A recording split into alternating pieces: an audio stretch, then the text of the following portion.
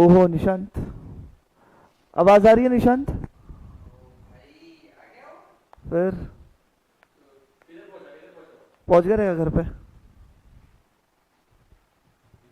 नहीं पहुंचा रहेगा क्या, क्या पता। अच्छा, ऑडिबल विजिबल सब सेट है? बताओ।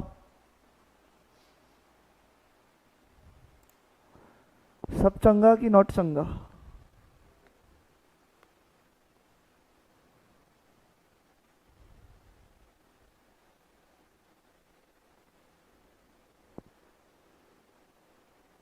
अरे यार ईपीएफ खोला मैंने।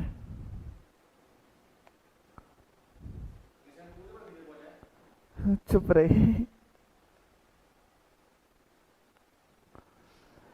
Yes Audible. Good morning Anjali. ESI ESI ESI.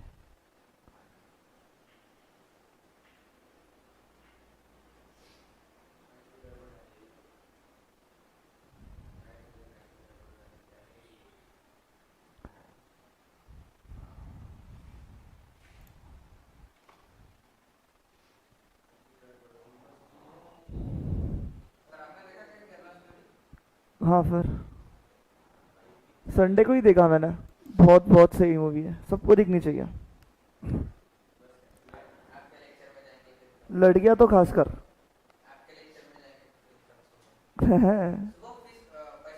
Fees. क्या?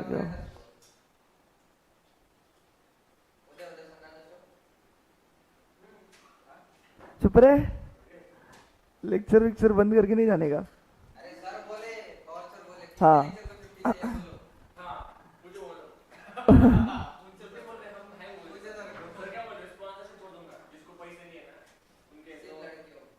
हाँ ऑब्वियसली।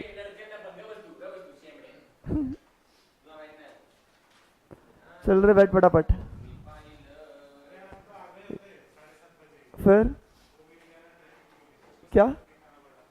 क्या हमें दिखाना पड़ा? पकड़ा तुमको सुबह सुबह? क्या तेरे गाड़ी पे फाइन है क्या?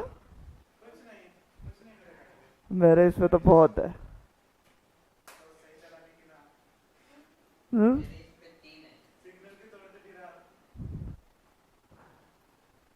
जान दे, बेच ये स्क्रैप में जाने वाली गाड़ी।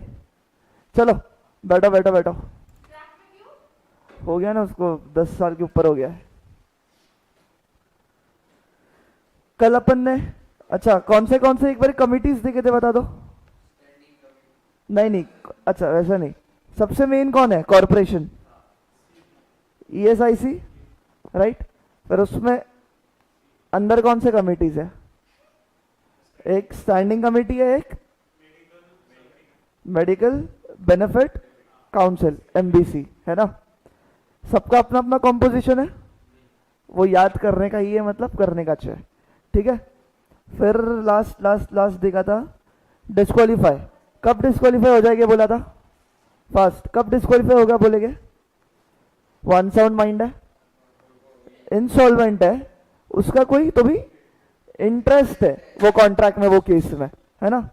एक्सेप्शन क्या? Share holder and medical practitioner, है ना।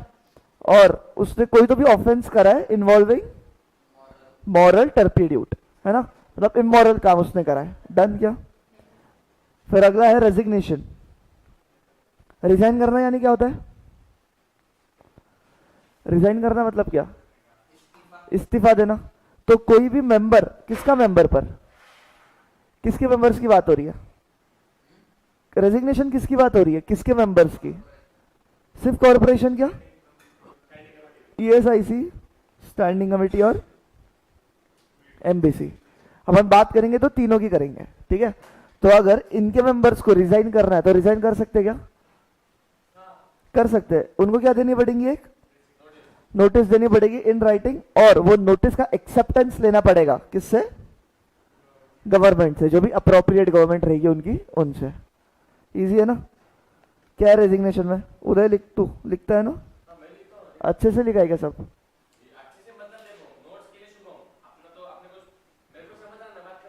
हाँ र- अच्छा ठीक है।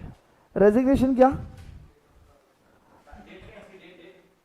रेजिग्नेशन के लिए नोटिस देना पड़ेगा प्लस अप्रूवल फ्रॉम, हाँ, अप्रूवल फ्रॉम अप्रोप्रिएट गवर्नमेंट, है ना। फिर cessation, what do mean by cease होना? सेसेशन यानी कॉन्ट्रैक्ट सीज हो जाता है, मतलब हाँ क्या, कैंसिल, वॉइड हो जाता है वो कॉन्ट्रैक्ट, ये सुनो। सीज होना मतलब क्या? उसको निकाल देना, रुक जाना कुछ चीज, है ना। तो कोई भी मेंबर का सीसेशन कब होता है? कोई भी मेंबर सीज कब हो जाता है? फ्रॉम बीइंग अ मेंबर, मतलब क्या? बंद, वो अभी मेंबर नहीं कहलाया जाएगा। कौन सी सिचुएशन में? अगर उसने क्या बोला है देखो, fails to attend 3 consecutive meetings, कब सीज हो जाता है मानते? उसने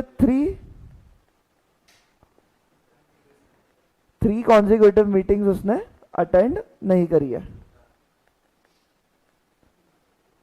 समझा? मानो मानो इसके साल में हो रहे,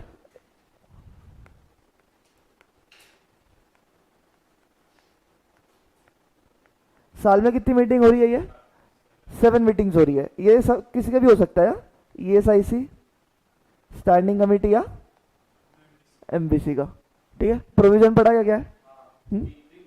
हाँ, अभी देखो, यहाँ पे वो प्रेजेंट है, यहाँ पे वो एब्सेंट है, एब्सेंट है, प्रेजेंट है, एब्सेंट है, प्रेजेंट है, प्रेजेंट है।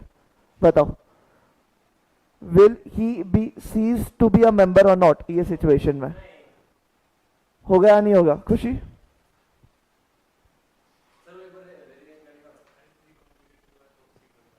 शिवम, होगा या नहीं होगा? मतलब वो सीज हो जाएगा ना? क्यों सीज हो जाएगा? क्या लिखा था? उसने 3 मीटिंग अटेंड नहीं की तो ना, 1, 2 और 3, उसने 3 मीटिंग अटेंड नहीं करी तो हो गया वो सीज। यही सोचा शिवम ने? यस शिवम, यही सोचा। 3 एब्सेंट है तो सीज हो गया।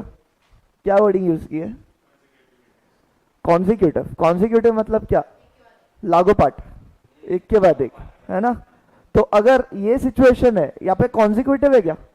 नहीं ना, बीच में प्रेजेंट रहा है, तो वो सीज होगा क्या? नहीं, he will continue to be a member. अगर ऐसा सिचुएशन है, अभी इस सिचुएशन में वो होगा कि नहीं सीज, बताना। इस सिचुएशन में सीज हो जाएगा ना, क्योंकि 3 कॉन्जिक्यूटिव है यहाँ पे। वर्डिंग्स पे ध्यान देना। फिर हाँ, अगर कोई गवर्नमेंट चाहे तो जो मेंबर सीज हो गया है उसका क्या मेंबरशिप रिस्टोर भी कर सकते क्या? कर सकते ना। अभी वो 3 मीटिंग अटेंड नहीं कर पाया, मान लो कुछ तो भी रीजन हो सकता है, कोई जो भी हैवी रीजन है, तो वो केस में उसको अपन सीज तो कर देंगे, बट गवर्नमेंट चाहे तो उसको रिस्टोर कर सकती है। रिस्टोर मतलब उसकी मेंबरशिप फिर से मिल सकती है उसको, तो मिल सकती है, कोई इश्यू नहीं है। रेजिग्नेशन का कुछ नहीं, बस ये notice plus approval from appropriate government, appropriate government, ठीक है।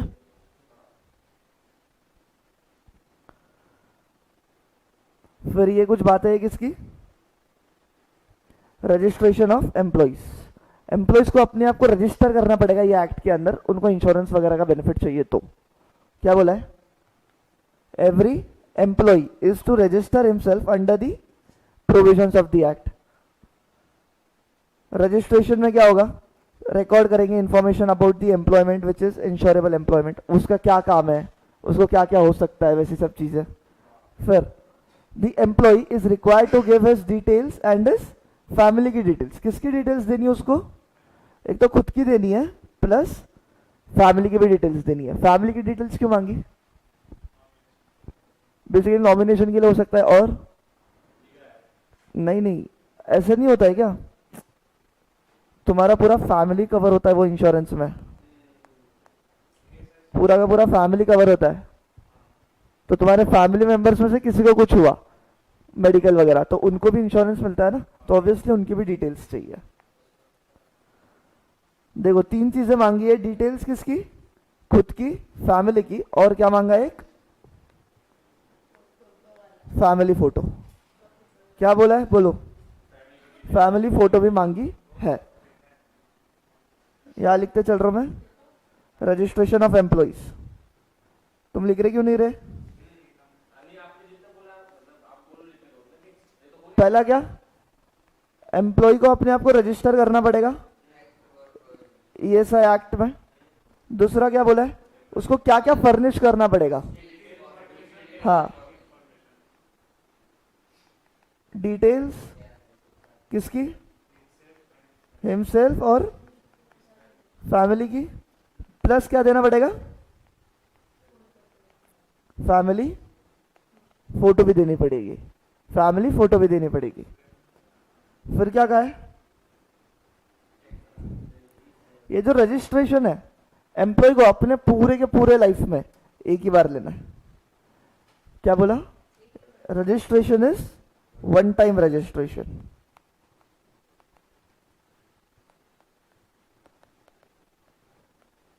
Registration is one time registration. Swaraj काम कर रहा टाटा में, है ना? किधर काम कर रहा स्वराज? टाटा में। वो निकल के कौन से कंपनी में काम कर रहा है अभी? टाटी में। टट्टी नहीं है वो, डबल टी नहीं लिखा है तो टाटी है वो। टाटा से निकल के किसमें? टाटी लिमिटेड और टाटा लिमिटेड। ऑब्वियसली जब वो टाटा लिमिटेड में था उसने, एक मिनट, उसने ईएसआईसी में रजिस्ट्रेशन लिया रहेगा, मतलब लिया है उसने, ईएसआईसी में रजिस्ट्रेशन लिया है। अभी वो कौन सी कंपनी में गया? टाटी, टाटी लिमिटेड में। तो ये कंपनी में क्या उसको ईएसआई का रजिस्ट्रेशन फिर से लेना पड़ेगा क्या? हाँ, एक बार तुमने इधर ले लिया ना, तुम्हारा एक नंबर जनरेट होता है, वो यूनिक नंबर रहता है, वो सिर्फ तुम्हारे पास ही रहता। वही नंबर तुम आगे जितनी भी कंपनीज में जाओगे सेम सेम सेम हो रहता रहेगा, तुमको बार बार रजिस्ट्रेशन लेने की जरूरत नहीं है। तो वन टाइम रजिस्ट्रेशन है। फिर देखो भाई क्या जनरेट होता है, एक इंश्योरेंस नंबर जनरेट होता है। Registration is to use throughout his lifetime irrespective of, हाँ देखो अभी जस्ट किया ये वाला पॉइंट। क्या बोला है, जो भी रजिस्ट्रेशन है तुमको जो नंबर मिलेगा वो लाइफ टाइम रहेगा irrespective of change of employment. तुम ये कंपनी से वो कंपनी कितना भी चेंज करो, एम्प्लॉयमेंट प्लेस चेंज करो, फर्क नहीं पड़ रहा है उससे। ठीक है, समझा रजिस्ट्रेशन की बात? मेनली तो 3 पॉइंट्स है इसमें, बाकी तो है ही। रजिस्ट्रेशन वन टाइम है। फिर फोर्थ क्या बोला है, insurance number will be generated. Insurance number will be generated, खत्म। अभी ये फंड करने से पहले एक फंड है, ये एम्प्लॉय क्या, हाँ, एम्प्लॉय स्टेट इंश्योरेंस फंड। हाँ, ये एक फंड है। उसके पहले मेरे को बताने का इसमें सबसे इंपॉर्टेंट चीज रहे, क्या बोला है, कॉन्ट्रीब्यूशन। कॉन्ट्रीब्यूशन यानी क्या, अब तक बहुत देखा अपन ने, क्या रहता है कॉन्ट्रीब्यूशन यानी क्या, सेल्स माइनस वेरिएबल कॉस्ट है ना, बोल। नहीं नहीं नहीं, अरे भगवान, तू कोई खाने पे नहीं जा रही है कि 100 रुपए बिल आया 25 निकालो, वो नहीं। ये ईएसआईसी में एम्प्लॉय स्टेट इंश्योरेंस, उसका पैसा जाता रहेगा ना वो फंड में, कुछ कुछ कुछ कुछ कुछ कुछ पैसा जाता रहेगा, तो वो पैसा कितना कितना जाएगा वो पढ़ना है कंट्रीब्यूशन। अब तक हर एक इसमें कंट्रीब्यूशन देखता है अपन, सोतड़ी देखो कंट्रीब्यूशन कौन कौन डालेगा, हाँ, एम्प्लॉयर भी डालेगा और एम्प्लॉय भी डालेगा कंट्रीब्यूशन, यस और नो।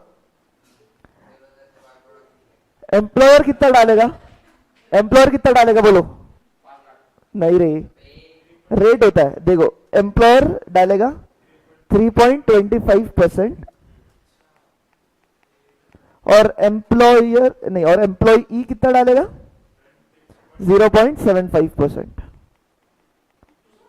यस, एम्प्लॉय के जेब पे ज्यादा जोर नहीं देना है, एम्प्लॉयर का ड्यूटी है ये। टोटल कितना हुआ? टोटल 4% हुआ। ठीक है, समझा? अच्छा ये किस पे निकालेंगे? ये किस पे निकालेंगे? वेजेस पे ना। वेजेस, वही वेजेस सैलरी। वेजेस की डेफिनेशन ऊपर देखी थी कल, क्या था? ना ना ना, वेजेस में क्या क्या आना चाहिए उसकी डेफिनेशन है ना।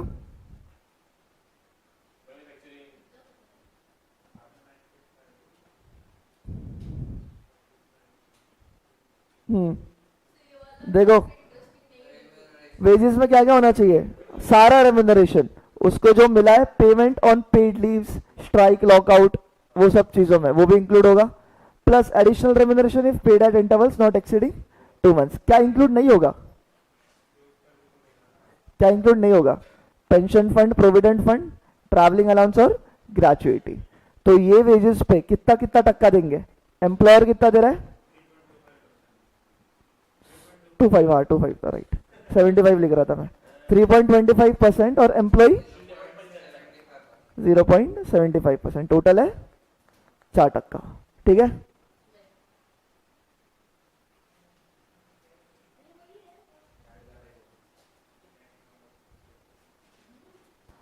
अच्छा ये जो 4% है ये डिपॉजिट करना पड़ेगा तुमको किसमें? मतलब ESIF। ESIF क्या है? Employee state insurance fund. उसमें डिपॉजिट करना पड़ेगा। कितने टाइम में? कितने दिनों में रे? कितने दिनों में डालना है पैसा ESIF में? नोट्स दिखाओ है, कितने दिनों में डालना है? हाँ, क्या बोला है? 21 days, within 21 days of last date of calendar month. मतलब महीना खत्म हुआ उसके 21 दिनों में डिपॉजिट करना, फिर वो महीना खत्म हुआ फिर से 21 दिनों में डिपॉजिट करना। कितने दिनों में बोलूं तो? With in 21 days of each calendar month. ठीक है क्या? यस। हाँ, फिर जैसा अपना GST रिटर्न होता है ना, वैसे इसका भी मंथली रिटर्न होता है। रिटर्न नहीं रहता, वो एक स्टेटमेंट रहता है। तो file monthly contribution statement online through ESIC का पोर्टल। एम्प्लॉयर फाइल करेगा ऑब्वियसली। देखो एम्प्लॉयर लिखा है ना, employer is required to file what? एक मंथली कंट्रीब्यूशन का स्टेटमेंट कि मैंने इतना इतना पैसा डाला है भाई ESIC में। कहां करेगा ये अपलोड? ESIC पोर्टल पे with respect to all its employees. ठीक है, ये टोटल कंट्रीब्यूशन जमा किस में करेंगे अपन? कोई भी अकाउंट में, मतलब कोई भी SBI के अकाउंट में। ठीक है, कोई भी SBI ब्रांच में अकाउंट खोल लेगा, वहां पे डिपॉजिट करो। एम्प्लॉयर एम्प्लॉय दोनों करता है ना? हाँ, एम्प्लॉयर ही करता है एम्प्लॉय का भी, बट उसके इसमें से डिडक्ट करके देता है। यस। डिपॉजिट किस किस वे में हो सकता है देख लो एक बारी। Cash, cheque, demand draft, internet banking. Logical है काफी। नहीं करते काफी लोग, मतलब लोग नहीं, डिमांड ड्राफ्ट चलता है आज भी। जहाँ पे गवर्नमेंट डिपार्टमेंट में लेन देन चलती है वहां पे डिमांड ड्राफ्ट यूज होता है। हाँ, और ये हो गया क्या? लिखा है तूने सब? बताओ कंट्रीब्यूशन एम्प्लॉयर कितना कर रहा? 3.25, 0.75, टोटल 4। कब तक डिपॉजिट करना है? 21 दिन from the end of calendar month. एक रिटर्न, एक स्टेटमेंट जाएगी related to contribution, monthly statement contribution के रिलेटेड। कहां पे? ESI portal. कौन अपलोड करेगा?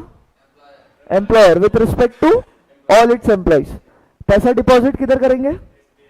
SBI के ब्रांच में कोई भी। किस किस वे में? कैश, चेक, DD या तो इंटरनेट बैंकिंग। प्रॉब्लम कुछ भी नहीं ना? ये कंट्रीब्यूशन था। हाँ, yes sir, yes sir, yes sir. तुम पढ़ाई चालू करो, टेस्ट सीरीज कोई भी हालत में चालू करेंगे अपन 20-25 तारीख से। हाँ, पार्ट A पार्ट B तो वो है ना। फिर तो इसके लिए तो क्या एग्जाम? 1 तारीख जून।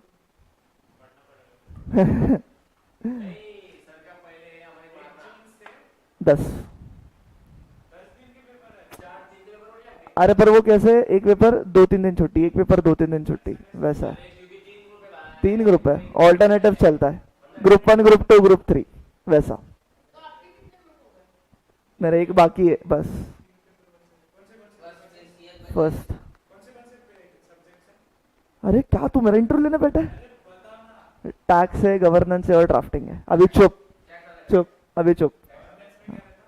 हाँ, लॉ ही है वो लेटर वेटर ड्राफ्ट करने के। हाँ हाँ, आता होगा ना भाई, क्या बात कर रहा है।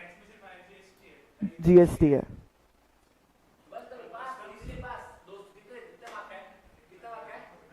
क्या 10 नंबर का है? अरे चुप बैठो, ध्यान दे इधर। नहीं नहीं, अपन निवांत बात करेंगे ना, लेक्चर खत्म होता है, मैं 2 घंटा बैठेगा तुम्हारे सामने, वो कुछ प्रॉब्लम नहीं। हाँ, सेम जैसा है अपना वैसा ही है। 40 इंडिविजुअली, एग्रीगेट 50, वैसा ही है।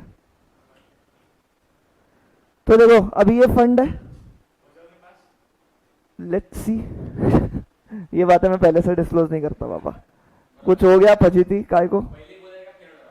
हाँ, तो मतलब एक्सपेक्टेशन कम, बाकी कर तो रहे मेहनत। बोलो क्या है, कौन सा फंड है ये? Employee state insurance fund. Fund बोला, फंड। हाँ, और कुछ नहीं। बीबी के वाइंस बताना वो। मिलता जुलता वर्ड। देखो कंट्रीब्यूशन में, कंट्रीब्यूशन नहीं, फंड में क्या क्या जमा होगा? हाँ, फंड में क्या क्या जमा होगा? बेसिकली सब पैसा। क्या बोला? सब पैसा। All contribution paid under the act and all other money, जो कुछ भी पैसा आ रहा है। अदर मनी में क्या क्या हो सकता है? तो कंट्रीब्यूशन हो गया ना, ऑल कंट्रीब्यूशन बोल दिया, फिर अदर मनीज क्या हो सकते हैं? वो डिपॉजिट तो कैसे करेगा? गोल्ड।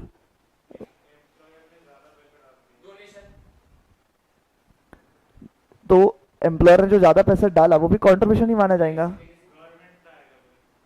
देखो इनको कितने दिन में डालने का पैसा? 21 दिन में। अभी कंपनीज का 21 दिन में डालते रहेंगे क्या? कुछ मान लो किसी ने 3-3 साल नहीं डाला रहता है, हाँ, उसमें बैठता है मस्त मस्त इंटरेस्ट व्यक्ति, पेनल्टीज व्यक्ति। तो इस सब का भी पैसा, क्या इसको कंट्रीब्यूशन बोलूंगा कि मैं? नहीं। तो कंट्रीब्यूशन का पैसा तो आता ही है, और ऑल अदर मनीज में क्या आ गया? Interest, penalty. हाँ हाँ, कंपनी पे करेगा, कंपनी की गलती है वो। नहीं, वो तू 3-3, 4-4 साल नहीं दिया। अभी मैं जब काम कर रहा था वो आर्टिकलशिप, तो एक निकली थी कंपनी, वाइंडिंग अप करनी थी। वाइंडिंग अप करते वक्त पूरे रिकॉर्ड्स निकले, और ऐसे देखा है कि 2000 कुछ 17-18 से करा ही नहीं है ये एम्प्लॉय स्टेट का, पैसा ही नहीं डाला, कंट्रीब्यूशन ही नहीं दिया।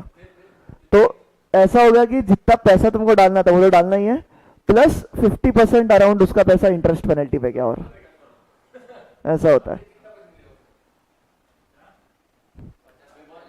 ऐसा विषय। तो जो कंट्रीब्यूशन वो तो डालना ही पड़ रहा है, प्लस 50% अलग से इंटरेस्ट पेनल्टी बैठी थी, इतने टाइम से तुमने नहीं डाला तो। क्या वो तो अगर अगर नहीं नहीं नहीं, कंपनी की पॉलिसी रही ज्यादा पैसे पे देने की तो दे सकता है ना, और मोस्टली हर कंपनी की अपनी पॉलिसी रहती है। इतने कम अमाउंट पे वो क्या भिखारी है क्या एम्प्लॉय? इतने कम अमाउंट तुम डाल रहे हो, वैसे नहीं होता। क्या बोला? ऐसा इसे, क्योंकि इसका 0.75% ही है, 0.75% ही है एम्प्लॉय का। कितना कम हो गया 0.75%? हाँ, सैलरी के ऊपर रहता है। अगर तुम्हारा 30-40 हजार सैलरी है तो कितना ही होगा 0.75%? 30-40 हजार बोला तो वही होता है, 1% हो गया 300, 250-275 के आसपास जाता है 30-40 हजार सैलरी पे। तो ऐसा कुछ नहीं, चलो ध्यान दो यहाँ पे, किधर थे अपन? हाँ, क्या क्या आता है इसमें? सारा कंट्रीब्यूशन आता है।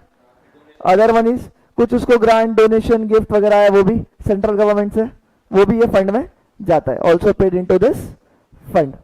अभी ध्यान दो, ये इंपॉर्टेंट है, पूछ सकते हैं। क्या कहा है? Purpose for which the fund में बी एक्सपेंडेड। मतलब फंड क्या हो रहा है? डेबिट की क्रेडिट? डेबिट हो रहा है कि क्रेडिट हो रहा है? फंड डेबिट हो रहा है, फंड डेबिट हो रहा है। Purpose for which the fund में बी एक्सपांडेड। हाँ, फंड खर्चा हो रहा है, एक्सपांडेड नहीं बोला है, XPAN नहीं है, PEN है ना। हाँ, तो कौन से सिचुएशन में तुम्हारा फंड एक्सपेंड हो रहा है? एक्सपेंड होना मतलब क्या हो गया? खर्च हो रहा है। तुम बताओ अपने हिसाब से थोड़ी बहुत।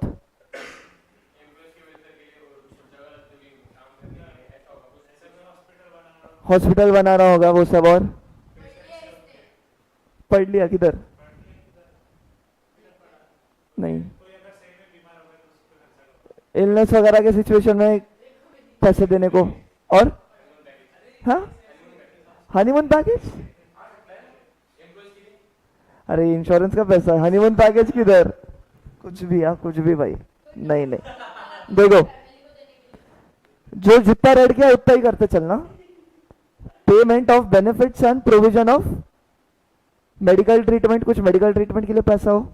फिर जो कॉर्पोरेशन में बैठा है, ESIC, स्टैंडिंग कमेटी, MBC, उसके जो मेंबर्स है फुकट में काम करेंगे क्या? बोलो बोलो बोलो, क्या पूछा?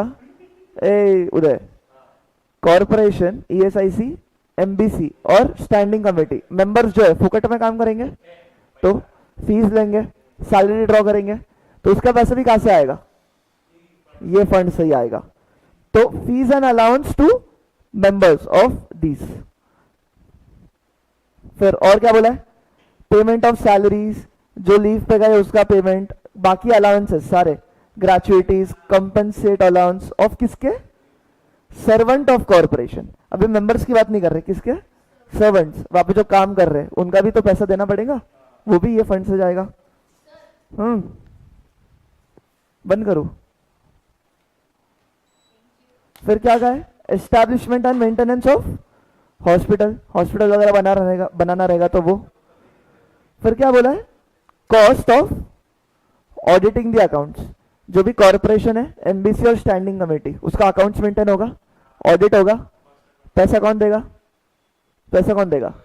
ये फंड से पैसा निकालेंगे। दूसरा कौन सा बोला है? कॉस्ट ऑफ ESI, मतलब ये एम्प्लॉय स्टेट इंश्योरेंस के कुछ कुछ क्या है, कोड्स भी एस्टैब्लिश है, उसके खुद के कोड्स एस्टैब्लिश है, तो वो कोड को भी रेगुलेट करने के लिए पैसा ये फंड से निकालेंगे। फिर क्या बोला है? कोई भी ऑर्डर पास हुआ है किसके अगेंस्ट में? कॉर्पोरेशन के। कुछ तो भी केस चल रहा है, केस कौन हार गया? कॉर्पोरेशन हार गया, तो कॉर्पोरेशन को कुछ तो भी पैसा देना है सामने वाले पार्टी को, तो वो पैसा कहां से जाएगा? ये फंड से जाएगा। Payment of sum under any decree आई है, ऑर्डर आई है, या कुछ तो भी अवार्ड आया ऑफ एनी कोर्ट और ट्रिब्यूनल। क्या बोला मैंने? हाँ, ये कोर्ट है, केस चल रहा है किसके बीच में? ESIC और मिस्टर ए केस में। केस कौन जीत गया? मिस्टर ए जीत गया। ESIC ने मिस्टर ए को देने का है 10,000 रुपए, तो ESIC ये 10,000 रुपए कहां से देगा? ये ESIF से। समझा? तो कुछ भी पेमेंट करना है डिक्री के तहत, ऑर्डर के तहत या अवार्ड के तहत, किसी कोर्ट या ट्रिब्यूनल ने दिया है अगेंस्ट दी कॉर्पोरेशन। फिर क्या बोला है? चार्जेस ऑफ इंस्टीट्यूटिंग और डिफेंडिंग एनी सिविल और क्रिमिनल प्रोसीडिंग। ESIC को किसी पे केस करना है, क्या बोला? ESIC को किसी पे केस करना है, या तो किसी ने तो भी ESIC पे केस करा है, तो लॉयर वगैरह अपॉइंट करना पड़ेगा, सॉलिसिटर्स, जो भी कंसल्टेंसी के लिए लोग लगेंगे मेरे को, तो उनको भी अपॉइंट करना पड़ेगा, उनको पैसा देना पड़ेगा, तो उनका पैसा कहां से आएगा? ESIF से। ठीक है, तो वही क्या बोला है? चार्जेस ऑफ इंस्टीट्यूटिंग और डिफेंडिंग, केस करने के लिए या केस डिफेंड करने के लिए जो भी पैसा लग रहा है, सिविल या criminal case, differing the cost, भरने के लिए, कॉस्ट भरने के लिए, समझा? बताओ ऐसे ही, मेरे को 6 याद है क्या बताना, ऐसे ही बताओ। हॉस्पिटल सेटअप करने के लिए, फिर दूसरा, हाँ रेम्यूनरेशन आएगा किसका, वो सारे कॉरपोरेशन, एमबीसी और स्टैंडिंग कमेटी।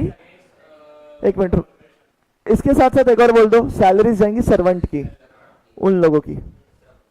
फिर बता क्या, एनी हाँ, केस अगेंस्ट नहीं बोलते, कोई भी ऑर्डर आया, कोई भी डिक्री आया, कोई भी अवार्ड आया अगेंस्ट दी कॉर्पोरेशन, तो उसका पेमेंट होगा ईएसआईएफ से। फिर लगेज, तुम केस के रिलेटेड है तो एक और बोल दो, कौन सा केस का हुआ था।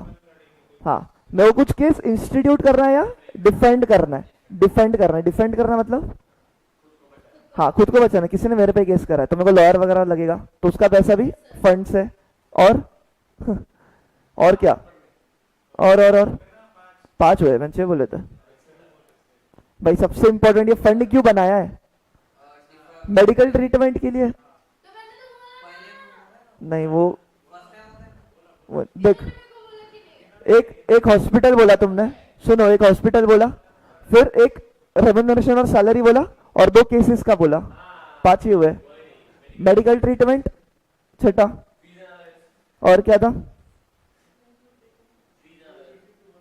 हाँ वो तो हो गया ना सब में, 6 बोल दिए, कितने टोटल, 8 9 है, कौन से बचे।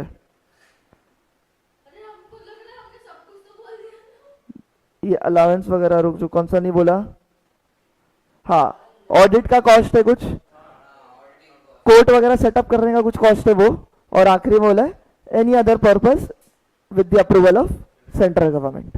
ठीक है, याद रहेगा। चले आगे चले, कंट्रीब्यूशन हो गया अपना, ये भी हो गया। कंट्रीब्यूशन कितना है बताओ फटाफट। हाँ 3.25 0.75, 3.25 कौन करेगा, एम्प्लॉयर, और वो एम्प्लॉय। कितने दिनों में जाना चाहिए, 21 डेज में।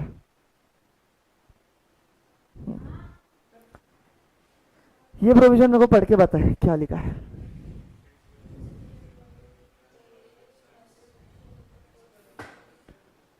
कैसे बोला है, प्रिंसिपल एम्प्लॉयर शेल पे in respect of all the employer.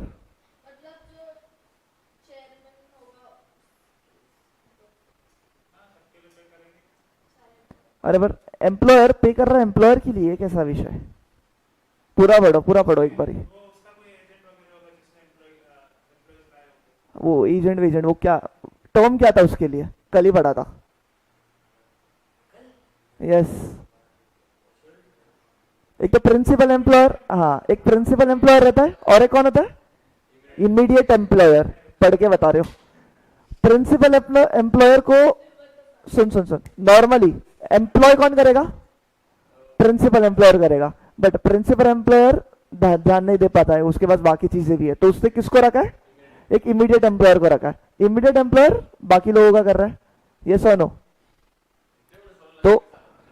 तो अभी देखो हुआ कैसा है,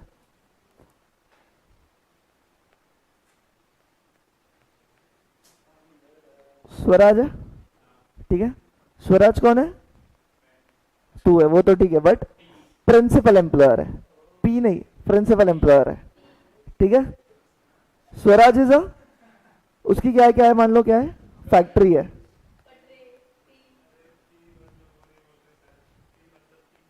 फैक्ट्री है किसकी,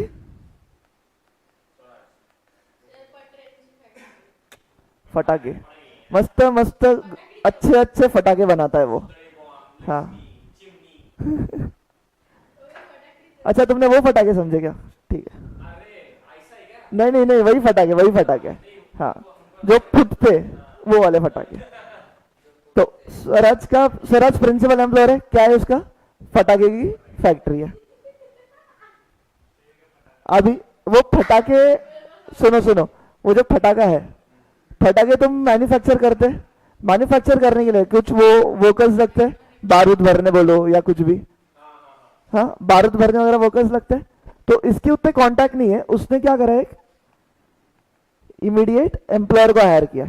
किसको हायर किया, इमीडिएट एम्प्लॉयर को हायर किया। इमीडिएट एम्प्लॉयर कौन है, उदू अपना उदय, उदू उदू बेबी कौन है? कौन है बोलो? इमीडिएट एम्प्लॉयर है। उदू उदू बेबी के पास उदू बेबी के पास बहुत सारे क्या है? हाँ, बहुत सारे लड़के हैं जो यही काम करते हैं। हाँ, लड़के जो ये काम करते। कौन सा काम? ए बस रिस्पॉन्ड, लिंक मत तोड़, रुक जा। उदू के पास लड़के हैं, वो क्या काम करते हैं? हाँ, ये बारूद भरना, फटाके बनाने का एक्सपीरियंस है उनको, फटाके बनाने का एक्सपीरियंस है। तो स्वराज ने हायर किसको किया? उदय को। उदय कौन है? Immediate employer. उदय आगे किसको हायर कर रहे हैं? लड़के को, ये लड़कों को, ठीक है। यस, मुझे बताना क्या ये सारे एम्प्लॉइज है कि नहीं है? एम्प्लॉइज है कि नहीं है? अभी मेरा सवाल सुनो, एम्प्लॉय है कि नहीं है? एम्प्लॉइज है, हाँ, नाइस। इनका ईएसआई का कंट्रीब्यूशन होगा कि नहीं होगा? होगा, शाबाश, हाँ बिल्कुल होगा। अभी सवाल सुनना, कौन भरेगा? कौन भरेगा? स्वराज भरेगा कि उदू भरेगा? स्वराज भरेगा कि उदू भरेगा?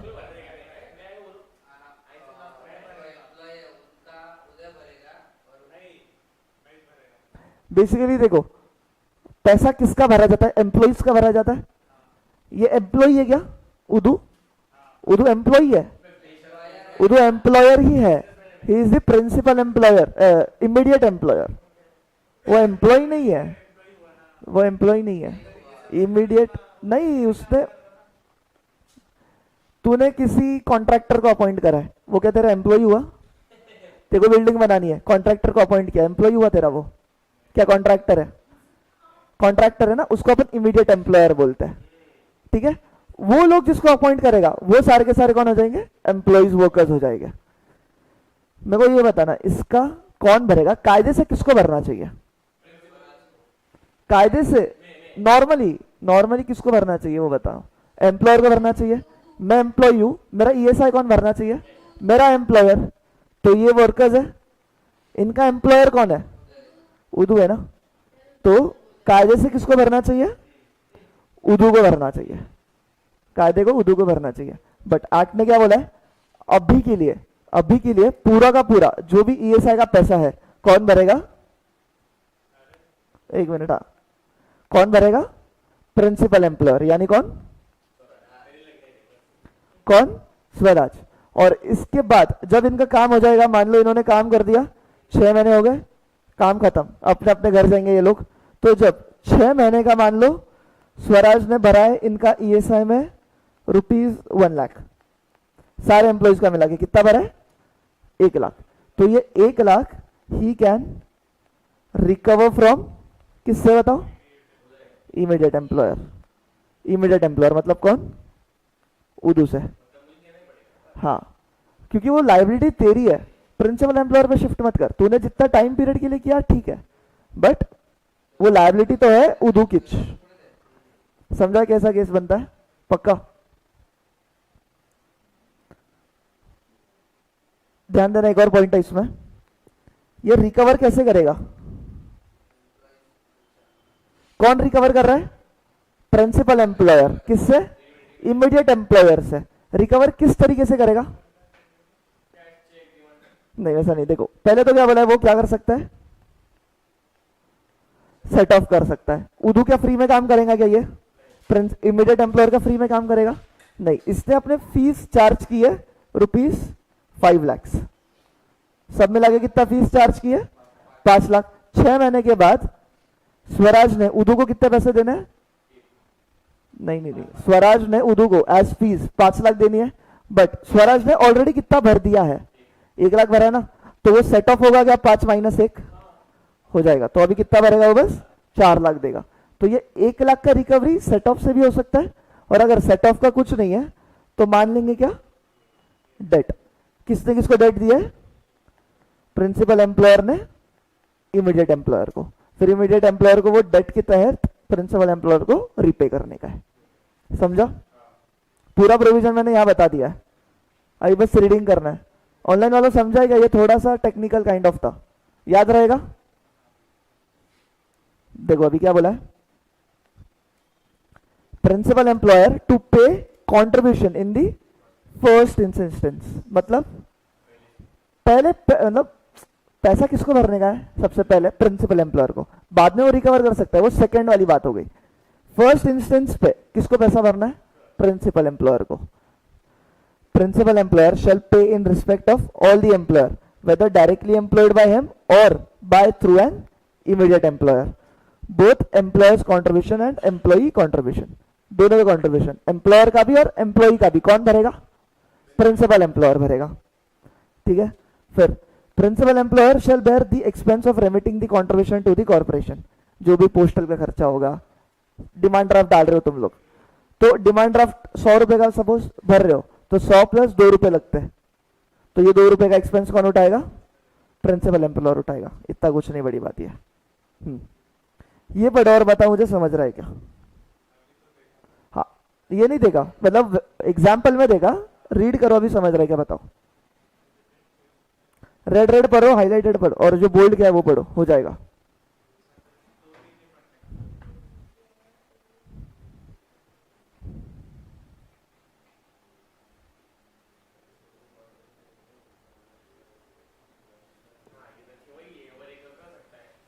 है ना? देखो क्या हुआ है, प्रिंसिपल एम्प्लॉयर ने कंट्रीब्यूशन पे किया है, किसका? इमीडिएट एम्प्लॉयर का। Shall be entitled to recover the amount of contribution so paid from the immediate employer. Recover कैसे करेगा?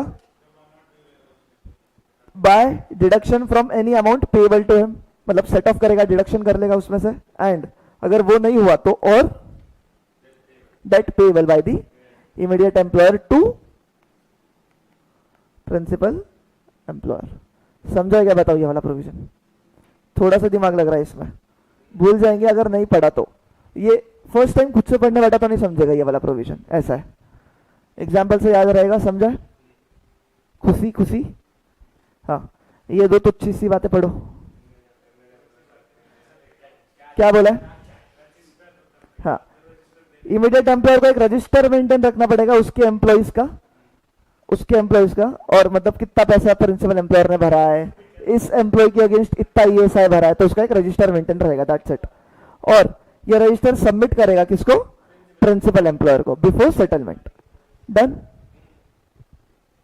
इजी है। अपन ने मेथड ऑफ पेमेंट देखा क्या? मेथड ऑफ पेमेंट देखा, कंट्रीब्यूशन किस किस तरीके से डिपॉजिट होना चाहिए? चेक, कैश, डिमांड ड्राफ्ट और इंटरनेट बैंकिंग, ये था। तो मॉड्यूल में अपने ऐसा हेडिंग दिया है और बातें कुछ और लिखी है। हाँ, तो ये method of payment of contribution नहीं है, ये क्या है? ईएसआईसी। अपना जो ईएसआईसी है वो किस किस किस किस लिए रूल्स एंड रेगुलेशंस बना सकता है? ईएसआईसी किस किस मैटर्स में रूल एंड रेगुलेशन बना सकता है? क्या बोला है? मैनर ऑफ पेमेंट कंट्रीब्यूशन, किस तरीके से कंट्रीब्यूशन भरना है, उसके रिलेटेड रूल्स एंड रेगुलेशंस बना सकता है क्या? कौन? ईएसआईसी। यस। मैनर, फिर बोला है टाइम ऑफ पेमेंट। अभी क्या मैनर प्रिस्क्राइब हो चुका है, 4 वे थे वो। टाइम कितना बोला है? 21 दिन। Fixation of stamps for payment of contribution, मतलब कुछ स्टैम्प ड्यूटी वगैरह लग रही है क्या, वो भी। फिर benefits distributed to the insured person, मैं सिक हुआ हूं तो मेरे को बेनिफिट मिलना चाहिए कि नहीं मिलना चाहिए, इस केसेस में। अभी पूरा एक शेड्यूल है, अपने को शेड्यूल नहीं है, वो शेड्यूल में डिफाइंड है। तुम्हारे 2 उंगलियां कट गए, ऐसी चीजें लिखी उसमें, पैर कट गया कुछ। अभी नॉर्मल बुखार मिलेगा क्या? नॉर्मल बुखार पे मिलेगा? सर्दी हो गई पैसा मिलेगा? नहीं, बरोबर नहीं। ट्रीटमेंट भी नहीं होती। अगर उनके हॉस्पिटल्स रहे तो पैसा नहीं मिल रहा है तुमको वो सब सिचुएशन में, तो वो शेड्यूल में चीजें लिखी है, वो लिखने की भी पावर किसकी है? ईएसआईसी की। 2 दिन। फिर क्या है? Maintenance of book. तेरा ध्यान नहीं है। एक मिनट, ये हो जान दो ना। मेंटेनेंस ऑफ बुक, बुक वगैरह किस तरीके से मेंटेन करनी है, बुक्स ऑफ किसकी रहेंगी, ये अकाउंट्स की, रजिस्टर वगैरह हो सकता है, वो सब इजी इजी बात है। कितना बचा है,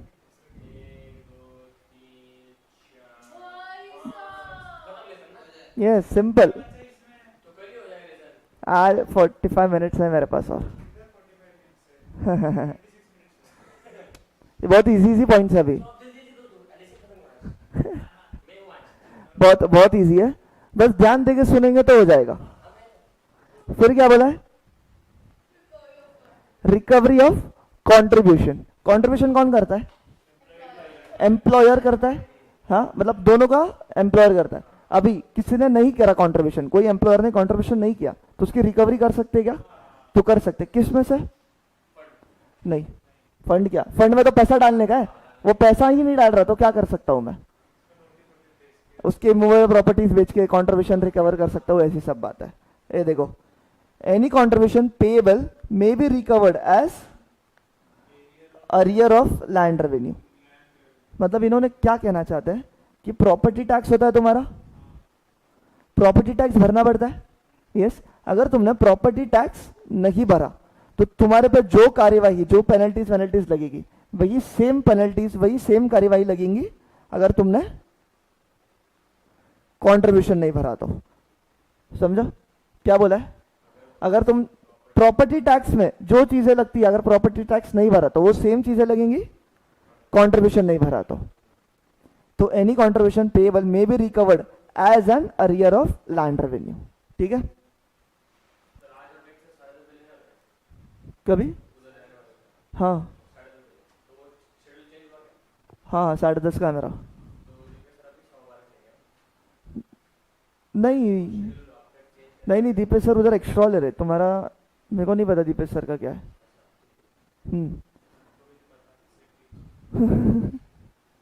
फिर क्या बोला है, एक ऑफिसर रहेगा, ऑफिसर सर्टिफिकेट देगा किसको, रिकवरी ऑफिसर को, मतलब ऑथोराइज करेगा रिकवरी ऑफिसर को कि तू रिकवर कर। अभी रिकवर किस तरीके से कर सकता है, पढ़ो, सेल करो मूवेबल या इमूवेबल प्रॉपर्टी, अरेस्ट भी कर सकता है क्या एम्प्लॉयर को, अरेस्ट भी हो सकती है एम्प्लॉयर को। फिर approving a receiver for the management of movable और इमूवेबल प्रॉपर्टीज। रिसीवर अपॉइंट करना मतलब, अभी मतलब वो पैसा नहीं दे रहा है, वो पैसा नहीं दे रहा है तो एक ऑफिसर अपॉइंट होता है जिसको बोलते हैं अपन रिसीवर। वो रिसीवर क्या करेगा, फिर सारे एम्प्लॉयर के एसेट वैसेट बेच देगा, एसेट बेच देगा और पैसा रिकवर करेगा। समझा क्या, कौन से बाउंसर्स, नहीं बाउंसर नहीं, रिसीवर एक ऑफिसर रहता है। ये रिसीवर अपन ने किधर पढ़ा है, official receiver sales of goods act में। कोई बंदा इंसॉल्वेंट हो गया तो वो कौन अपॉइंट करता है, रिसीवर अपॉइंट होता है उसके लिए। तो वैसा ही कुछ बताओ, रिकवरी कहाँ से हो सकती है, मूवेबल इमूवेबल प्रॉपर्टी, अरेस्ट हो सकती है, और एक रिसीवर भी अपॉइंट हो सकता है प्रॉपर्टीज बेचने के लिए और पैसा रिकवर करने के लिए। बस ये कुछ नहीं, ये छोड़ो, इतना सा पॉइंट है, यस हट, बेनिफिट्स वेरी इंपॉर्टेंट। हाँ सही में मतलब ये फंड का क्या क्या बेनिफिट है, तुम कहाँ का ये यूटिलाइज कर सकते हैं, देखना।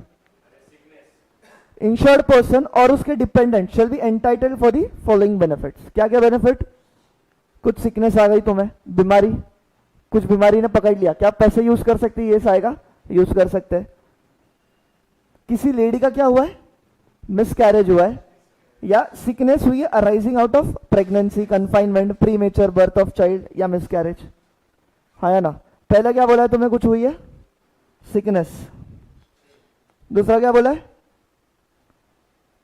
मतलब मटर्निटी के रिलेटेड है, हाँ प्रेगनेंसी की वजह से कुछ सिकनेस हुई है या मिसकैरेज की वजह से कुछ सिकनेस हुई है, हाँ सिक नहीं, वो सिकनेस को बोल रहे, वॉमिटिंग का वो तो नॉर्मल होती है ना,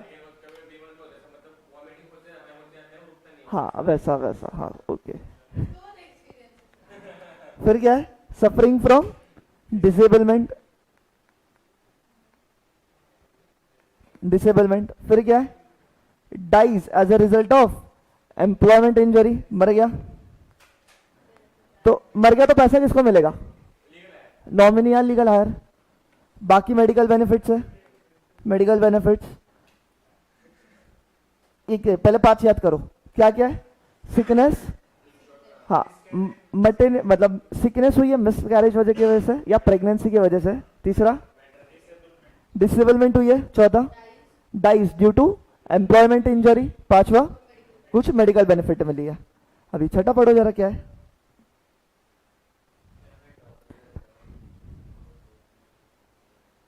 कोई मर गया है, कोई मर गया है मतलब एम्प्लॉय मर गया है, कोई नहीं, एम्प्लॉय मर गया है, उसका पैसा मिलेगा क्या? पैसा मिलेगा, लीगल हायर को पैसा मिलेगा, प्लस वो तो पैसा मिलेगा ही, उसके साथ साथ कौन सा पैसा मिलेगा? हाँ फ्यूनरल यानी क्या? हाँ जो भी मरने के बाद क्रियाक्रम होती है, अंतिम संस्कार होता है, तो उसको पैसा लगता है, उसका पैसा भी मिलेगा क्या तुमको? तो मिल जाएगा, इतना डीप जाए है? नहीं हमारा कुछ नहीं है और कुछ नहीं है। हाँ ना यार, कुछ किया भी नहीं अब तक, मतलब दुनिया नहीं देखी ऐसे। पुणे में करेंगे होगा, अपने को नहीं जमता पुणे के बाहर। तो देखो पेमेंट किसको हो रहा है?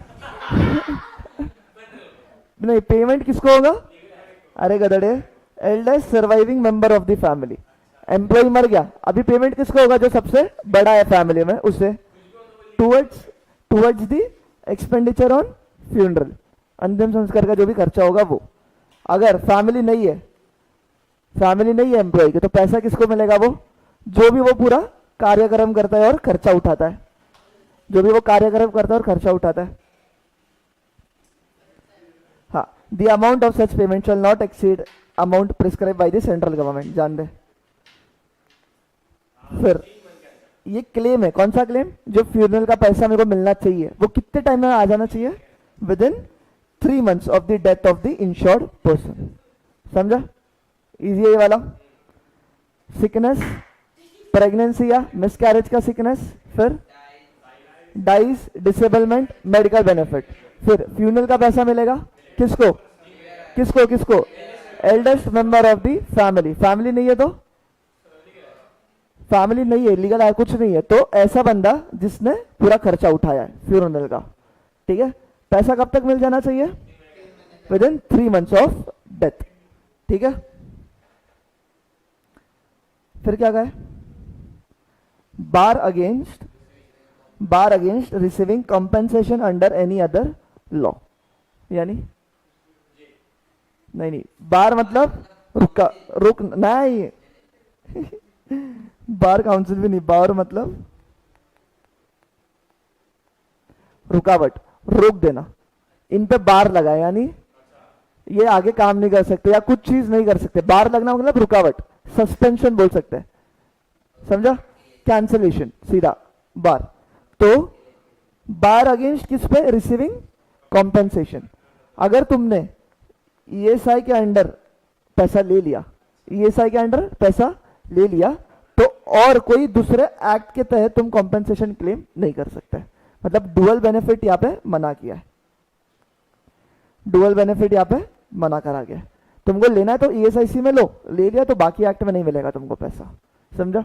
और बाकी एक्ट में लिया है तो ईएसआईसी का नहीं मिलेगा। वैसे तो इंश्योर्ड पर्सन और is dependent shall not be entitled to receive or recover whether from the employer or any other person any compensation or damages, यहाँ पे ये लिखना है, under any other law। मतलब क्या? ईएसआईसी में पैसा तुमने ले लिया तो दूसरे लॉज में तुम पैसा कंपेंसेट नहीं कर सकते। हाँ, करना तो है।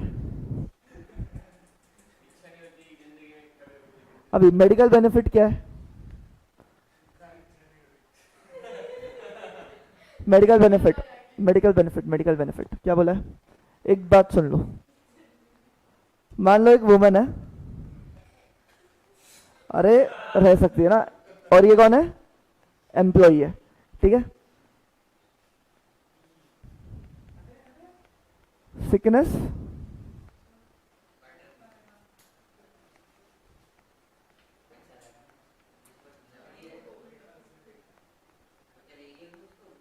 सिकनेस, डिसेबलमेंट या मैटरनिटी। अभी देखो मुझे बताना, क्या किसी वुमन के साथ sickness plus disablement plus maternity तीनों एक साथ हो सकता है क्या? बिल्कुल हो सकता है, कोई ऐसे इम्पॉसिबल चीज नहीं है। मान लो तीनों एक साथ हुआ तो तुमको क्लेम क्या तीनों का मिलेगा क्या? क्लेम तीनों का मिलेगा। अभी देखो हर एक का अलग अलग बेनिफिट होता है। मैटरनिटी में इतना पैसा मिल रहा है तुमको, डिसेबलमेंट इतना मिल रहा है, वो अपने को पढ़ना नहीं है, बट इतना जान लो कि हर एक का अलग अलग पैसा रहता है, हर एक का अलग अलग अमाउंट रहता है। सिकनेस हुआ तो इतना अमाउंट, डिसेबलमेंट हुआ तो इतना अमाउंट, और मैटरनिटी में इतना अमाउंट। पर अब मैं क्वेश्चन ये है, जिसको जो हुआ वो उसका मिलेगा। सिकनेस हुई, सिकनेस का पैसा मिलेगा, मैटरनिटी है तो मैटरनिटी का पैसा मिलेगा। बट हुआ क्या? तीनों एक साथ हुआ है।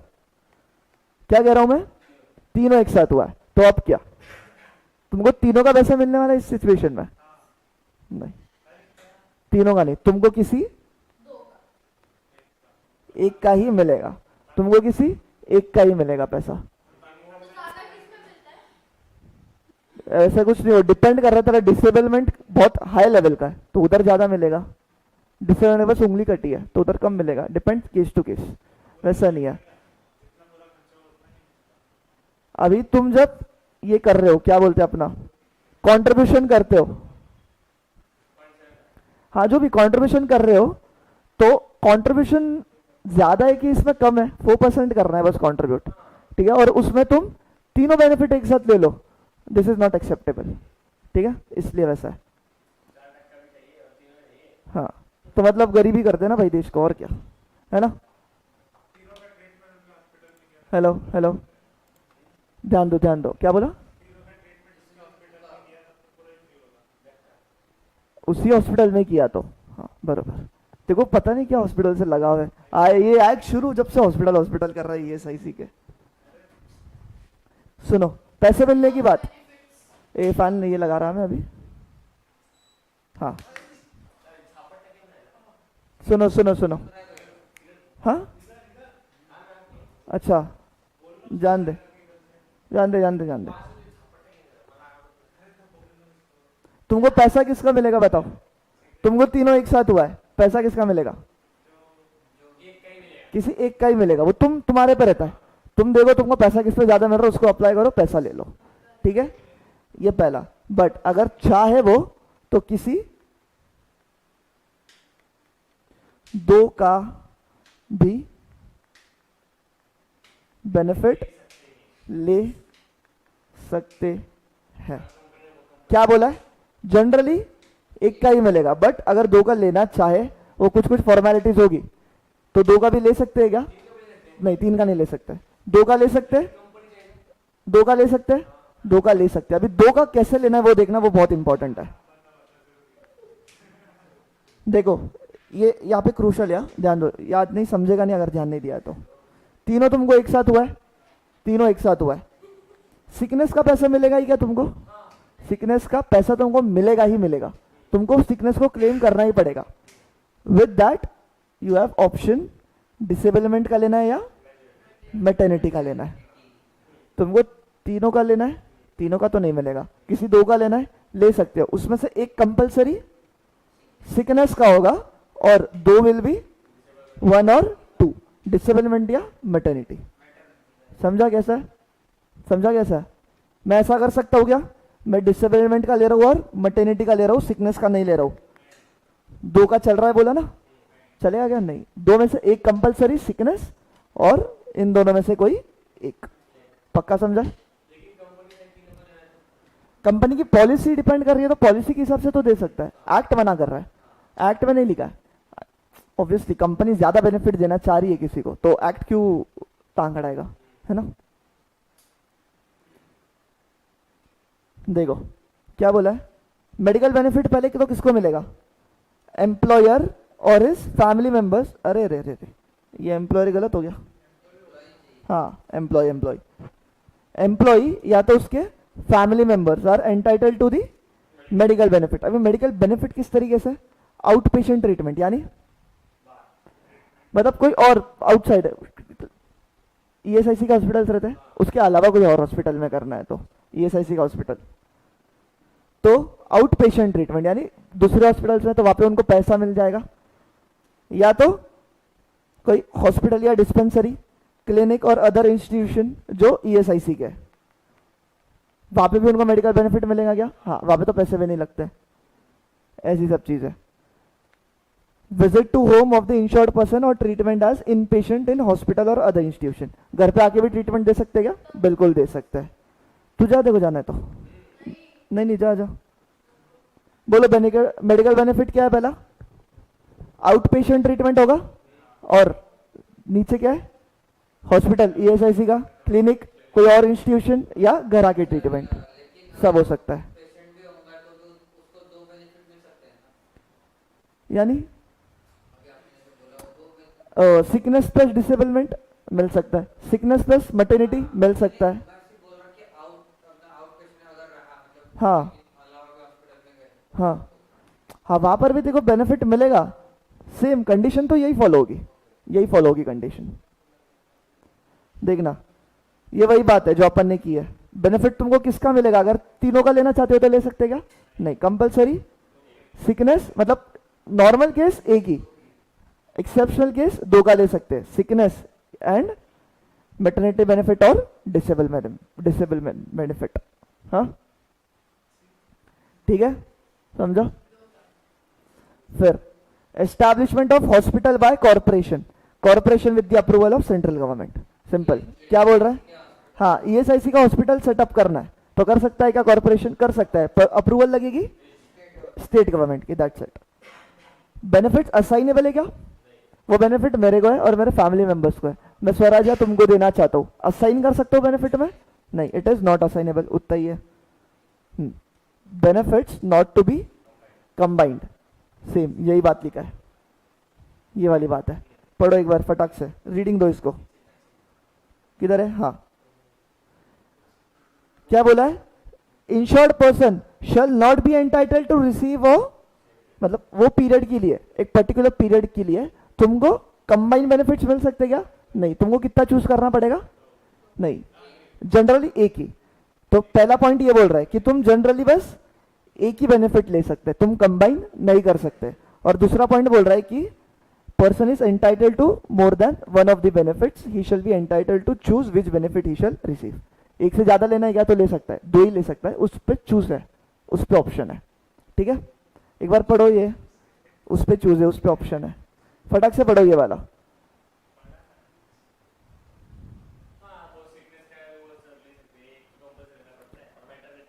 इस पे क्वेश्चन आया तो खुद से लिख पाएंगे क्या? अपन ने जो बनाया उस पे खुद से लिखो, दैट्स इट। ठीक है, कोई भी पर्सन को दो बेनिफिट्स नहीं मिल सकते जनरली, चाहे तो मिल सकते। वो दो बेनिफिट्स कैसे बोला है? उसको दोनों मिल रहा है, सिकनेस बेनिफिट और मैटरनिटी बेनिफिट, नहीं चलेगा। सिकनेस डिसेबलमेंट नहीं चलेगा, मैटरनिटी डिसेबलमेंट भी नहीं चलेगा, जनरली एक ही ले सकता ना, इसलिए। फिर सेकंड पॉइंट में आके बोला है कि दो लिया तो भी तुम चलेगा। और वो दो कैसे लेना है? किधर गया अपना? इस तरीके से, समझो? खुद से लिख पाएंगे श्योरली? डन। तो अगर सिक नहीं है तो कैसे क्या ले सकता है? तो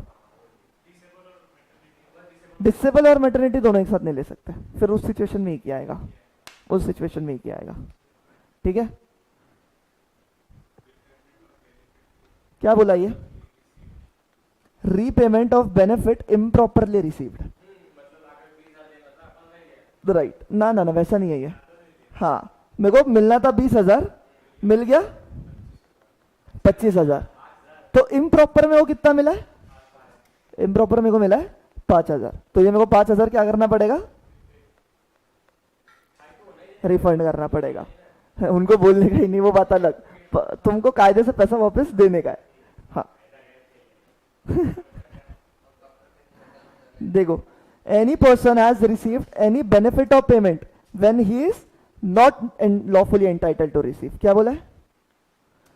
कुछ भी उसको बेनिफिट या पेमेंट मिला है जबकि वो लॉफुली वो एंटाइटल नहीं है वो पैसे के लिए, तो वो सिचुएशन में क्या करना पड़ेगा, he shall be liable to corporation, मतलब कॉर्पोरेशन को उसको रीपे करना पड़ेगा। Just in case not lawfully entitle to receive है और उसको रिसीव हो गया और वो मर गया, तो कॉर्पोरेशन को कौन लायबल होगा, लीगल अर्निंग। बोला है कि उसके जो एसेट्स है ना वो एसेट्स बेच के रीपे करेंगे। इजी है क्या, पक्का, एसेट्स बेच के रीपे करेंगे, डन। फिर क्या है, फिर क्या है, एम्प्लॉयर नॉट टू डिसमिस और punish the employee during the sickness, यानी बीमार है बेचारा, मैटरनिटी लीव पे, तो उसका पैसा कटना चाहिए, पैसा नहीं कटना चाहिए, तो वही बेचारी बेचारा कुछ भी हो सकता है ना। तो बंदा सिक है काफी, पैसा कटना चाहिए उसका, नहीं। मैटरनिटी लीव पे, नहीं। प्रेग्नेंट है, नहीं। एक ही बात हो गई ऐसे तो, बट ठीक है। Under the treatment in the hospital, ESIC के हॉस्पिटल में पड़ा है स्ट्रेचर पे, पैसा काटोगे उसके वेजेस का, नहीं काटेंगे। और टेम्परेरी डिसेबल हुआ है, नहीं कटेगा। हाँ निरंजन वैसा है ना।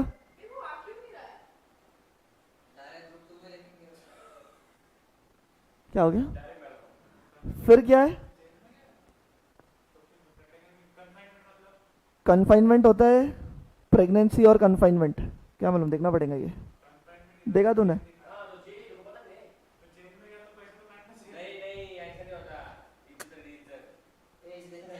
कन्फाइनमेंट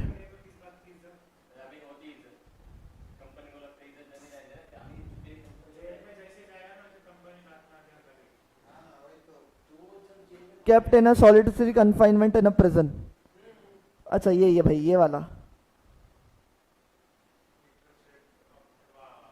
कंफाइनमेंट प्रेगनेंसी में अलग रहता है। क्या है, concluding state of pregnancy from the onset of contraction to the birth of child, she was in labour for 6 hours. हाँ वैसे ही कुछ होगा, लेबर आवर्स होता है वो, जान दो, इतना डीप में मत जाओ वो चीजों में।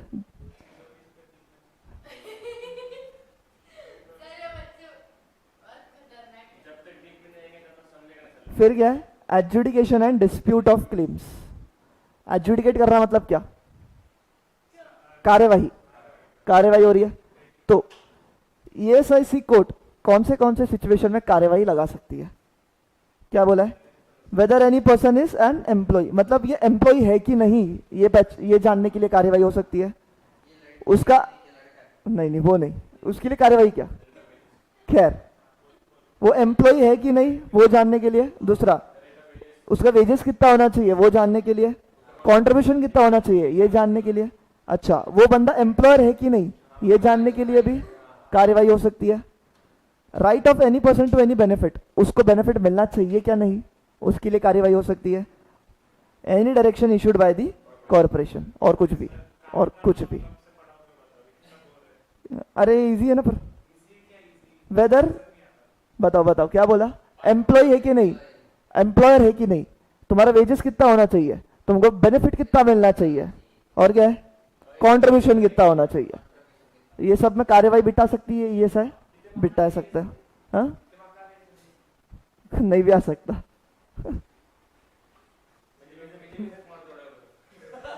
हाँ फिर क्या बोला है, एनी अदर डिस्प्यूट, किसके बीच में झगड़े हो सकते रहे, एक तो प्रिंसिपल एम्प्लॉयर और कॉर्पोरेशन, मतलब एम्प्लॉयर और ईएसआईसी के बीच में झगड़े हुए, एम्प्लॉयर और इमीडिएट एम्प्लॉयर के बीच में झगड़े हुए, किसी पर्सन और कॉर्पोरेशन के बीच में हुए, या तो एम्प्लॉय एंड प्रिंसिपल और इमीडिएट एम्प्लॉयर। अगर इनके बीच में झगड़े हुए तो कार्यवाही कौन बिठाएगा, ईएसआईसी। भाई तुम एक बार पढ़ोगे दिमाग में ऐसे ही बैठ जाएगा, है ना। चलो हो गया खत्म।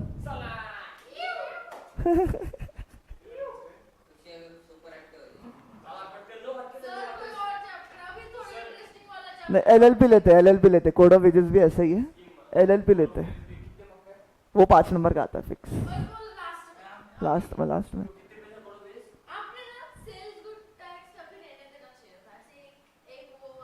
अच्छा एक ही ऐसा पागल है, कॉन्ट्रैक्ट सेल्स ऑफ गुड्स वो ऐसे लिंकिंग में होता है, कितने पेजेस का है? 30। हाँ हट का। एक बार देख लेंगे अपन, पढ़ना तो पड़ेगा, पढ़ाना तो पड़ेगा ही, वैसे नहीं है कि नहीं करेंगे। फैक्ट्रीज भी अपना कुछ 20 पेज का है। नहीं नहीं, ध्यान दो। चलो ये क्या कहा है? Following claims shall be decided by ESI court. क्या क्या क्लेम्स? रिकवरी करनी है मेरे को, किससे? प्रिंसिपल एम्प्लॉयर से। कोर्ट आएगा दखल अंदाजी करने। प्रिंसिपल एम्प्लॉयर का कोई क्लेम है फ्रॉम द इमीडिएट एम्प्लॉयर, ये कब होता है? हाँ, फटाके वाला एग्जांपल देखा था ना। तो रिकवर कौन करना है? प्रिंसिपल एम्प्लॉयर रिकवर करता है इमीडिएट एम्प्लॉयर से। इमीडिएट एम्प्लॉयर पैसा नहीं दे रहा है तो कोर्ट आएगा, है ना। हाँ, तो पहला रिकवरी किससे हो रहा है? प्रिंसिपल एम्प्लॉयर से। दूसरा, प्रिंसिपल एम्प्लॉयर कर रहा है इमीडिएट एम्प्लॉयर से। तीसरा क्या है? The recovery of the value of amount when he is not lawfully entitled. क्या ये भी पढ़ा है अभी? हाँ, मेरे को मिलना चाहिए था 20,000, मिल गया 25, तो रिकवरी कितनी होनी चाहिए? 5,000 की। कोर्ट आएगा। और आखिरी क्या है? Any claim admissible under the act. ठीक है, याद। अपील कौन किसको करेगा? कौन किसको करेगा? कौन करेगा? Aggrieved party. कभी ऐसा नहीं होता है एम्प्लॉयर करेगा एम्प्लॉय करेगा। कौन करेगा? अग्रीव पार्टी, जिसके अगेंस्ट में डिसीजन आया है। यस और नो? तो अग्रीव पार्टी डिसीजन करेगी किधर? हाई कोर्ट में, अगेंस्ट द डिसीजन ऑफ। हाँ, अपील। क्या बोला मैंने? केस? नहीं नहीं, देखो इसमें कैसा है, सबसे पहला केस किधर होता है? ईएसआईसी का कोर्ट है, ईएसआई का कोर्ट है, वहां जाएगा केस। डिसीजन आया, ये डिसीजन से तुमको अपील कर रहा है, तो कहा जाएंगे सीधा अपन हाई कोर्ट में। समझा? With in 60 days. 60 डेज बोलो बोलो, इसके आगे क्या होगा? हाँ, और इतने एक्ट पढ़े अभी तक तुमने? नहीं रे। ईएसआईसी कोर्ट में अग्रीव पार्टी हाई कोर्ट में डिसीजन अपील कर सकता है। रुक जा, हाई नहीं वो नहीं है। हाई कोर्ट में अपील कर सकता है कितने दिन में? 60 दिन में। और फिर अगर अगर अगर 60 दिन में नहीं कर पाया तो क्या बताना पड़ेगा? Sufficient cause. भाई जिधर भी अपील का प्रोविजन है ना, अगर तुम 60 कोई भी वो प्रिस्क्राइब डेज में नहीं कर पाए, कर सकते अगर तुमने सफिशिएंट कॉज बताया तो। वैसे हर एक में चिपका के आने का, याद रख लो ये लॉ में। 60 डेज किधर गया? हाँ, फाइल विद इन 60 दिन। किसकी? फिर क्या, एक बार ये पढ़ लो और कुछ सर जाओ घर पे, जाओ पढ़ के जाओ। अच्छा, इसमें ना पेनल्टीज कुछ 10 से 12 पेनल्टीज है। 10 से कुछ नहीं, 10 से 12 पेनल्टीज है। अपन ऑलरेडी पेनल्टीज काफी देख चुके हैं। जो मेरे को इंपॉर्टेंट लगी बस वही एक पेनल्टी रखी है, बाकी मत पढ़ो, क्योंकि इतने सारे पेनल्टीज है तुम्हारे दिमाग में ऐसे भी नहीं रहने वाली। मेरे भी नहीं रहेगी तो तुम्हारे क्या रहेगी, है ना। तो हाँ, उतना ही है भाई। क्या बोला है? अगर तुमने क्या किया है, रॉन्ग या फॉल्स स्टेटमेंट दी है, मिस स्टेटमेंट दी है, तो जेल हो सकती है कितनी? मैक्सिमम 6 महीने की जेल और मैक्सिमम 2000 का फाइन। समझा? पूरा समझा एक्ट? ये जोरदार करा है, पढ़ेंगे घर जाके तो दिमाग में फिट हो जाना ही है। ठीक है, ऑनलाइन वालों कोई भी दिक्कत? हाँ,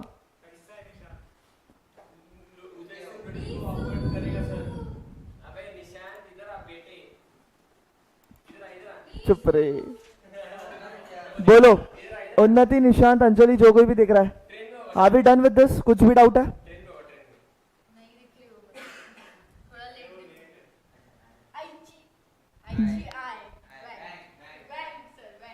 बैंक, बोलो कोई भी डाउट है?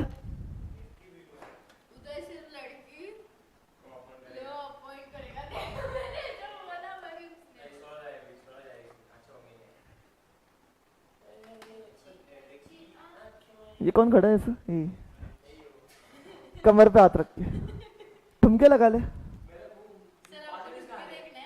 नहीं, तेरा है। चलो बाय बाय।